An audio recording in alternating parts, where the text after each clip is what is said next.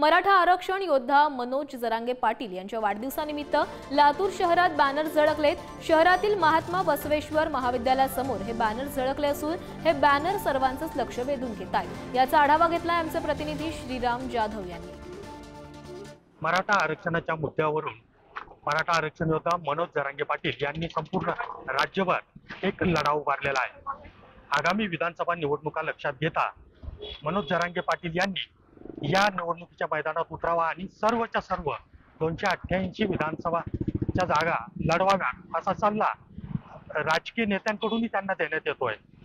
आज त्यांच्या वाढदिवसानिमित्त लातूरमध्ये एक बॅनर झळकवण्यात आलेला आहे आणि या बॅनरवरती लक्ष्य 288 विधानसभा मराठा आरक्षण योद्धा फिक्स मुख्यमंत्री मनोज जरांगे पाटील यांना वाढदिवसाच्या शुभेच्छा देण्यात आलेल्या आहेत। या बॅनरवरतीच मराठा समाजाच्या आरक्षणासाठी आता विधानसभेत जावं लागेल, एकच पक्ष एकच धोरण म्हणजे मनोज जरांगे पाटील अशा आशयाचा मजकूर या बॅनरवरती झळकवण्यात आलेला आहे आणि हे बॅनर सध्या सर्वांचं लक्ष वेधून घेत आहे।